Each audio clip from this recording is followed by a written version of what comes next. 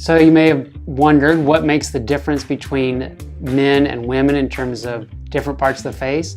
Today we're going to talk about the differences in men versus women on the upper third of the face, so covering the forehead down to the brow area. When I was looking at the basics of how to make somebody look more attractive, or what are we chasing, that there's so many different views of how we should be doing this correctly, and I really started looking at what are the most important things if you pull everything back, and what are the things that differentiate male from female. If you even just remove all of the soft tissue, fat, and things like that, we can get all the way down to the skull and see if there's differences there that we want to make sure that those are not ignored. These are replicas, not real skulls. This is a male skull and this is a female skull. And you can see as we're looking at just the upper third of the face, the differences between male and female. For male, you're going to have more of a flat top of your skull and more angled aspect of the forehead. And then you have this prominent brow right here. Women are much more rounded all the way through. There's even a certain angle that we look for in terms of maintaining the female forehead angle. And even as we come over to the temples, you can see how much stronger and thicker these bones are through here for men, and then more delicate for women. And I can show examples too in pictures, but even for people that are undergoing gender reassignment, for men that are undergoing gender reassignment to look more feminine, these bones do get shaved down to try and achieve more of a feminine forehead and brow, and that can help with that gender reassignment.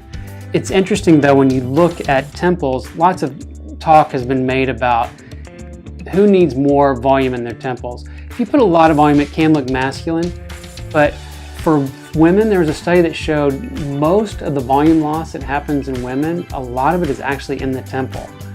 And it does make a difference in terms of looking more feminine to have a smoother contour as you go down from the forehead down towards the cheekbone. And I'll show you some examples I have here.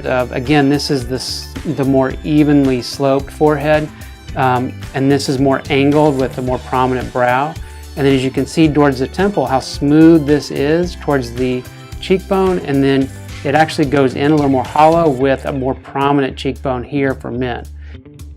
Again, you can see a more prominent brow bone right here, a little temple hollow is okay. Obvious brow bone, temple hollow is okay. And again, very prominent brow bone here. And these are things that help differentiate men from women. And so when it comes to the approach to volumizing somebody's face, you want to make sure you maintain male and female proportions. Again, the prominent brow bone.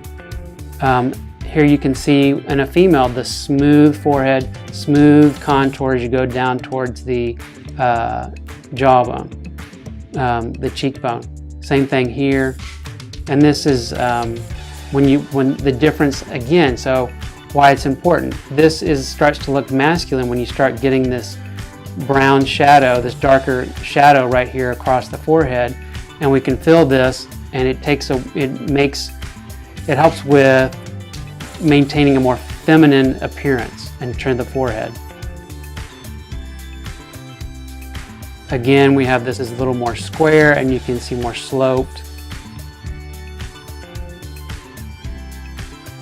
And you can see the difference too in terms of brow position. For men, it's more flat, 0 to 10 degrees. Women, it's more of a 10 to 20 degree uptake off the from the nose here. When we're doing volumization for women, you can do the volume under the brow. That would look not good in a male. You want to keep it above the brow for a man. Again, the same thing in the forehead. You can see more examples here. Good, and then we will come back to that. Good. So the main thing is that the difference between men and women, you do want to add some volume to temples for women. You need to add volume to the forehead to kind of make sure that you maintain a more feminine appearance. For men, it's okay to have some temporal hollowing, but if you're going to add volume to a male's forehead, it may be better to put it just above the brow to help maintain a more prominent brow appearance. Those are the main things we're looking at, the gender differences for the upper third of the face.